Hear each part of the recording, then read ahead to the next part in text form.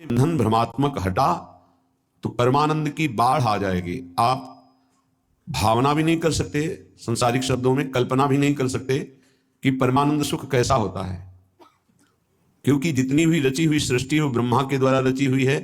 ब्रह्मा के द्वारा रची हुई संपूर्ण सृष्टि त्रिगुणात्मिका माया है।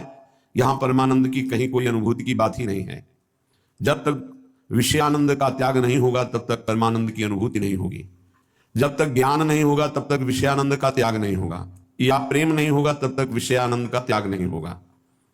बड़ा कठिन है मन और इंद्रियों को प्रभु में लगाना। बातें बना लेना, प्रवचन कर लेना, प्रवचन सुन लेना, वाहवाही इकट्ठा कर लेना, खूब धन एकत्रित कर लेना, खूब नाना प्रकार के भोगों को भोगना, ये कोई खास बात नहीं है। ये स्वाप्निक है, ये एक अच्छा स्वप्न है, लेकिन जब जगेंगे तो खाली हाथ होंगे। स्वप्न का कोई भी वैभव, भोग, सामग्री, परिवार जागृत होने पर कुछ नहीं होता, कुछ नहीं, 100% झूठा। ऐसे ही ये जो ब्रह्मा के द्वारा रचा हुआ संपूर्ण संसार है, जब आप भगवदानंद का जरा भी अनुभव करेंगे तो जेहि जाने जग जाए हिराई, जागे जथा स्वप्न भ्रम जाई। जिस परमात्मा तत्व को जान लेने के बाद संसार ऐसे गायब हो जाता है जैसे स्वप्न में नाना प्रकार के पदार्थ, अनुकूल प्रतिकूल, व्यक्ति अनुकूल प्रतिकूल देखा, और जब जगे तो कुछ नहीं था। उमा कहूं मैं अनुभव अपना, सत हरि भजन जगत सब सपना। ये स्वाप्निक पूरा का पूरा जितना ब्रह्मा ने रचाया, आ ब्रह्म स्तंभ पर्यंतम सर्वम मायामयम जगत, सत्यम सत्यम पुनः सत्यम हरिर्नामैव केवलम। तिनके से लेकर ब्रह्मलोक तक जितना कुछ है ये सब जादू का तमाशा है, माया है। आ ब्रह्म भुनान लोकान पुनरावर्तिनो अर्जुन, हे अर्जुन इसमें मत फंसो।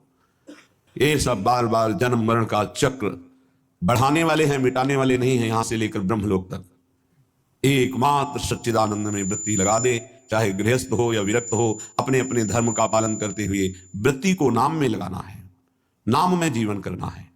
बातें बना लेना, ज्ञान की बातें उपदेश कर लेना बहुत सरल है, पढ़ लो सुना दो, लेकिन इनको अपने आचरण में उतार लो। सोई महात्मा, चाहे वो गृहस्थ हो या विरक्त हो, शास्त्र की आज्ञा के अनुसार अपने अंतःकरण को चलाना ये महात्मा का लक्षण है। मन और इंद्रियों को स्वतंत्र रूप से भोगों में छोड़ देना ये विषयी पुरुष का लक्षण है। प्रायः बहुत संभालने पर भी, बहुत वर्षों तक इनको संयम में रखने पर भी कभी अहंकार ना कर ले कि मैं संयमी हो गया, मैं जितेंद्रिय हो गया। जब तक प्रभु का मिलन ना हो जाए तब तक मन और इंद्रिय पर विश्वास न करे कि मैं अमुक भोगों का विजयी हूं, त्यागी हूं। नहीं, कभी भी फिसल सकते हो। इसलिए आजीवन भगवत मार्ग के पथिक सावधान रह करके, कभी गर्व नहीं कि मैं जितेंद्रिय हो गया, मैं मनोनिग्रही हो गया, मेरा क्या माया बिगाड़ सकती। नहीं, शिव विरंचिका मोहई को है बपुराण। और कौन बेचारा माया से युद्ध कर सकता है जब ये बड़े बड़े, तो क्या करें, बड़े मत बनो, छोटे बन जाओ, दैन्य हो जाओ, तृणादपि सुनीचेन। कोई नहीं तुमसे प्रश्न करेगा, न माया न भगवान। प्रश्न करते हैं जिनको बहुत अभिमान है कि हम जितेंद्रिय हैं, हम मनोनिग्रही हैं, हम बड़े भजनानंदी हैं, तो प्रश्न हो जाता है, ये देखो दो इसका उत्तर। यदि छोटे बन जाओ, तृणादपि सुनीचेन, तरोरु सहिष्णुना, वृक्ष के समान सहनशील, तिनके के समान नीच, दूसरों को मान देते हुए स्वयं अमानी, कीर्तनीय सदा हरि। ऐसा भक्त निरंतर भजन परायण रहता है, उसकी इंद्रियां चंचल होती ही नहीं, क्योंकि भगवत कृपा से वो शांत हो जाती हैं। इस रहस्य को समझिए। अमानिना मान देनो कीर्तनीय सदा हरि। यदि आप अपने में थोड़ा भी सद्गुण का अभिमान करेंगे तो माया प्रश्न कर देगी। माया के प्रश्न का उत्तर देना केवल भगवान की कृपा पात्र की ही क्षमता है, दूसरे की नहीं।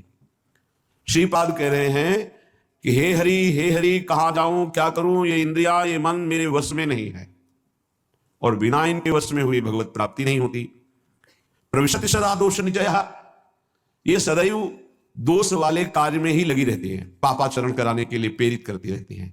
ये इंद्रियां, ये देख लो, ये खा लो, ये सूंघ लो, ये भोग लो, ये छू लो, नाना प्रकार से शब्द स्पर्श रूप रस गंध भाव से आश्रय ले लिया जाए तो सब ठीक कर देगा।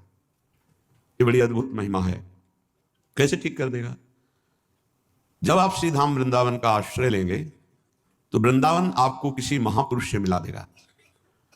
महापुरुषों का दर्शन, संभाषण, उपदेश अमोघस्य। जैसे भगवान का बाण कभी लक्ष्य वेदे बिना वापस नहीं लौटता, जिमी अमोघ रघुपति कर बाना। ऐसे ही जिसको भगवत प्रेमी महात्माओं का संग मिल गया तो देवर्षि नारद जी कहते हैं अमोघस्य, पर शर्त है अगम्य हो, उनका निर्वाह कर पाना कठिन है। 4 दिन श्रद्धा तो कोई भी रख सकता है, लेकिन आजीवन उन पर कभी दोष दर्शन न हो, उनकी आज्ञा का उल्लंघन न हो, धैर्यपूर्वक उनके आश्रित बने रहो। वो प्रभु के द्वारा आपका संबंध कराया गया है। जो हम किसी महापुरुष से मिलते हैं ये हमारे सुकृत नहीं है, ये हरि कृपा है। जो प्रभु मोहि भगवत प्रेमी महात्माओं का संग मिलता है। भगवत प्रेमी महात्माओं के संग से हमारे दुष्संग का नाश हो जाता है। सर्वसंगोपहो हिमाम, जो संत संग है वो समस्त संगों से आपको अलग करके एकमात्र श्री भगवान में आसक्ति प्रदान कर देगा। इसीलिए श्रीपाद कह रहे हैं आप श्रीधाम वृंदावन का अनन्य आश्रय ले लो। वास सब कोई नहीं कर पाएगा। यहां का वास करना वही फल जो वास करने से मिलता है आश्रय से मिल जाएगा। आश्रय ले लो तो आपको पता नहीं कौन महापुरुष है। संत महापुरुषों की पहचान केवल भगवान जानते हैं या उसी कोटि का महापुरुष हो तो जानते हैं, अन्यथा नहीं। तो श्रीधाम वृंदावन महापुरुषों की खेती है। जैसे गन्ने की खेती एक से एक गन्ना, ऐसे ही खेती है, प्रेम खेत इसे कहा गया है। अद्भुत खेत महामनमत को, महामनमत महाप्रेम को कहते हैं। काम भी मन को मथता है इसलिए उसे भी मनमत कहा गया है, और प्रेम भी मन को मस करके निर्विकार करके प्रियालाल में कर देता है, इसलिए इसको भी मनमत कहा गया है। प्रियालाल की लीला गायन में जहां मनमत शब्द आवे, काम शब्द आवे, तो उसका अर्थ सीधा प्रेम होता है। और संसार के संबंधों में अगर प्रेम भी शब्द कहा जाता है तो काम ही है। देह भाव को लेकर जो भी राग होता है उसे चाहे प्रेम कहो, आसक्ति कहो, काम कहो, मोह कहो, उन्हें विशुद्ध अनुराग प्रेम सार्थक होता है स्वरूप में, आत्म तत्व में, देह में नहीं। आत्माओं की परम आत्मा जिसे परमात्मा कहते हैं, ईश्वरों की परम ईश्वर जिन्हें कहते हैं, वो हमारे प्रभु नित्य बिहारी श्री लालजू महाराज हैं। उपासक को जब साधु संग मिले तो समझ ले हमारे इस संसार चक्र का अंतिम जन्म है। इसीलिए भगवान ने कृपा करके हमें साधु समागम दिया है। अध्यात्म का प्रभाव तभी पड़ता है जब ना अर्थ लिया जाए और ना अर्थ दिया जाए। अर्थ लेने की भावना से अध्यात्म का उपदेश देने पर रंग नहीं चढ़ेगा, और अर्थ देकर के अब अध्यात्म सुनने से अर्थ की प्रधानता होने के कारण, रजोगुणी वृत्ति होने के कारण, दैन्यता ना होने के कारण वो उपदेश को ग्रहण नहीं कर पाएगा। जिसके हृदय में केवल भगवत प्राप्ति लक्ष्य है, केवल भगवदानंद लक्ष्य है, उसी लक्ष्य को रख करके चर्चा की जाए, और केवल भगवत कृपा है इसलिए मुझे साधु संग मिला, सुनने को मिला, ये भाव रखा जाए तो कथन और श्रवण से निश्चित भगवत प्राप्ति का मार्ग प्रकाशित हो जाएगा। जब तक भगवदानंद के सिवा और कोई आकांक्षा अंदर रखी जाती है तो उसे कपट कहते हैं। यदि कपट रख करके अध्यात्म की चर्चा की जाए न श्रवण करने वाले पे पड़ता है। चौथी भगत मम गुणगन करई कपट तजी गान। ये जो भगवत चर्चा है स्वांता सुखाय तुलसी रघुनाथ गाथा, ये आत्म सुख के लिए गान की जा रही है। मान प्रतिष्ठा, यश, कीर्ति, रुपया, पैसा, भोग सामग्री, प्रणाम, नमस्कार, वाहवाही, ये सब इसका लक्ष्य नहीं है। अगर ये लक्ष्य है तो प्रभाव नहीं पड़ेगा, न कथन से न श्रवण से। यदि भगवत आनंद लक्ष्य है तो श्रवण सुनत प्रापक रति राधा पद अम्बुज सुकुमार। सुनने मात्र से प्रियालाल के चरणों की प्रीति हृदय में प्रकाशित हो जाएगी। गावत श्रवणन सुनत सुखाकर विश्व दुरित दवनी। गायन करने से, श्रवण करने मात्र से संपूर्ण विश्व के पाप नष्ट हो जाएंगे। कोई भी कहीं भी हो, यदि वो कान में भगवत चर्चा सुन ले तो श्रवण द्वार जाकर हृदय के संपूर्ण मलिनताओं का, पापों का इस शब्द नाश कर देंगे। क्योंकि निष्काम, निर्विकार, चिदानंद भाव की प्राप्ति के लिए लक्ष्य करके जब चर्चा होती है तो उसमें अद्भुत सामर्थ्य होती है। इसीलिए श्रीपाद करें आप वृंदावन आ जाओ, एक दिन के लिए ही आ जाओ, इस रज में बैठकर चर्चा सुनो, तुम्हारे हृदय में निश्चित कोई ना कोई शब्द अपना अधिकार कर लेगा। और एक शब्द पकड़ लिए पूरे सत्संग में तो आपके जीवन का परिवर्तन हो जाएगा पक्का। श्रीपाद कह रहे जाति प्राण धनानियांतु सुयसो राशि परीक्षीयताम सद्धर्मा विलयम प्रयांतु सततम सर्वैश्चर्निर्भर्त्स्यताम। आधिव्याधि सते न जीव्यतु वपुर्लुप्तो प्रतिकारतः श्री वृंदा विपिनम तथापि न मनात् त्यक्तुम ममास्ताम मतिः। न तुम्हारी जाति काम में आएगी, न तुम्हारे प्राण किसी काम के रहेंगे, न तुम्हारा धन तुम्हारे साथ जाएगा, न तुम्हारा परिवार, सब यही छूट जाएगा। जो पंचभूत हैं वो सबके एक ही हैं, पंचभूतों से बना हुआ है शरीर, जैसे हमारा वैसे ही आपका। इसमें कोई घटा बड़ी नहीं है कि 80% हमारा, 75% आपका, 100% उनका, ऐसा नहीं। 100% पंचभूतों से जैसे ये बना है ऐसे आपका बना है, और 100% जैसे हमारा भगवान का अंश स्वरूप है आत्मा, वैसे ही आप सबके, किंचन मात्र कोई अंतर किसी से नहीं। ये जो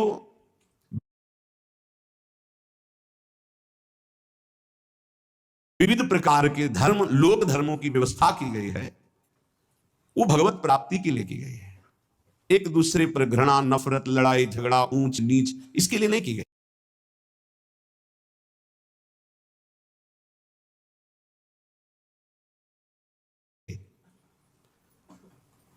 एक लोक धर्म है, पर जब आप भागवत धर्म में स्थित होने की बात सोचेंगे तो तेज लोक धर्मान, श्री भगवान ने ही संपूर्ण सृष्टि की रचना की, ब्रह्मा जी के रूप में उन्होंने ये सारी व्यवस्था की युग धर्म के अनुसार।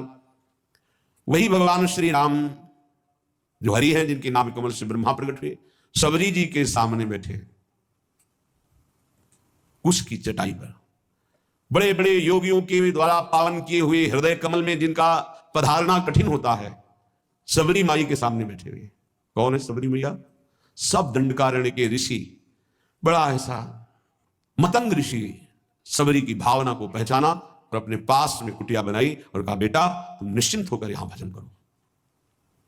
ये बड़े बड़े ब्रह्म ऋषि जन क्यों नहीं समझ पाए सबरी जी को कि इतनी उच्च कोटि की महान भक्ता है? क्योंकि उन्हें अपने ब्रह्मणत्व का, अपने तप का, अपने साधन का ब्रह्मणत्व है। ये भगवान किसी की भी कुटिया में नहीं गए, किसी की तरफ देखा नहीं, उनकी तरफ देखा जो सबरी जी पर भाव रखते थे। उनसे पूछ लेते थे कि सबरी मैया का आश्रम किधर है, संभाषण कर लिया, देख लिया, आश्रम किसी के नहीं। और जो ऐसा सोचते थे कि मैं तो इतने 1000 वर्ष से तप कर रहा हूं, भगवान तो मेरे यहां आएंगे ही, भगवान ने देखा भी नहीं, संभाषण भी नहीं किया। आश्चर्य है, भगवान सबरी जी के सामने कुशासन में बैठे हुए, सबरी जी एक एक बेर भगवान को दे रही है, जो रोज भाव से चयन करती थी, भगवान से बखान बखान के पा रहे।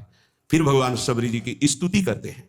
जो नवधा भक्ति है वो उपदेश नहीं, क्योंकि भगवान के सामने ही प्रेमाग्नि में शरीर को भस्म करके वो भगवत धाम जा रहे, तो उपदेश दिया जाता है जो आचरण करे।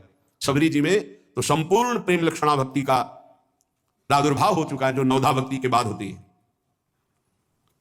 भगवान ने उसमें कहा कि जाति पाति कुल कर्म बड़ाई, ये सब मैंने माना, मुझे ये कोई रिझा नहीं सकता, मैं अमुक हूं, मैं अमुक हूं, मैं मानो एक भगति कर नाता, एकमात्र मैं भक्ति का नाता मानता हूं। और वो किसी के अहो वत्सो पतितो गरियां जिभ्या के वर्तते नाम तुभ्यम, वो चांडाल भी जगत पूजनी हो जाता है जिसकी जिभ्या पर भगवत नाम हो। जो भगवान का भक्त हो, चरणोदक लेकर पीलाना चाहिए, वो चाहे स्वपच हो, चांडाल हो, किसी भी कुल में जन्मा हो। और जो भगवान की भक्ति से विमुख है, वो कोई भी हो, वो इस सच्ची मानो वही स्पर्श करने योग्य नहीं है जो भगवान से विमुख है। और जो भगवान के सन्मुख है वही सर्व पूजनीय, सर्व वंदनीय है। ये केवल एक मर्यादा बनाई गई लोक व्यवहार के संचालन के लिए। सत्य वस्तु यह है कि जो ये शरीर है वही सांप के शरीर है, जो ये आत्मा है वही सांप की एक आत्मा है। इतना भी भेद नहीं, इतना भी अंतर नहीं है। जैसे छोटा भाई बड़े भाई के चरण छूता है तो वो महान नहीं हो गया है, वो नीच नहीं हो गया छोटा भाई, वो बड़ा महान नहीं हो। एक मर्यादा है लोक व्यवहार की। तत्वतः दोनों में एक ही आत्म तत्व है, दोनों के एक ही पांच भौतिक शरीर से निर्माण हुआ।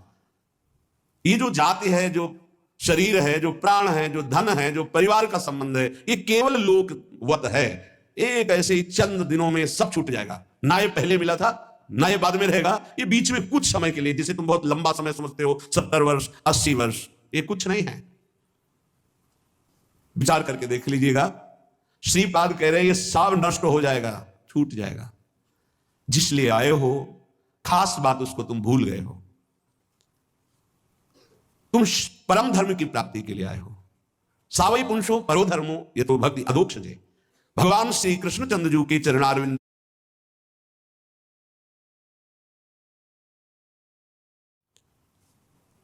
यदि आपको भगवत नाम जब, भगवत लीला गुणानुवाद, भगवत धाम आश्रयवास, भगवत प्रेमी महात्माओं का संग मिल गया तो अब आपके कल्याण में, परम पद की प्राप्ति में कोई संशय नहीं है। हां, थोड़ा धैर्य धारण कीजिए।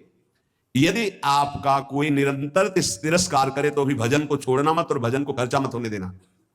श्रीपाद कह रहे हैं प्रयांत सततम सर्वैश्च निर्भरताम, तुम्हारी निंदा करे, तुम्हारा अपमान करे, नाराज मत होना, नहीं तुम्हारा भजन खर्चा हो जाएगा। सह जाना तो तुम्हारे रहे हुए पाप नष्ट हो जाएंगे, भजन सुरक्षित, भगवत प्राप्ति। ये युक्ति है अपने भजन को बचाने की, भजन को बढ़ाने की, भजन को बचाने की। बहुत जरूरी है ये सहनशीलता। और कह रहे मेरे शरीर को सैकड़ों व्याधियां, रोग आ जाए तो भी निश्चिंत रहना, चिंता मत करना। ना भजन छूटने पावे और ना भजन का प्रयोग करना, तो निश्चित इसी जन्म में भगवत प्राप्ति हो जाएगी। होता क्या है, 2-4 मला जपा, जहां समस्याएं आई तो भजन भी छूटा और संकल्प भी बना दिया कि प्रभु जो कुछ भी भजन साधन हुआ ये हमारी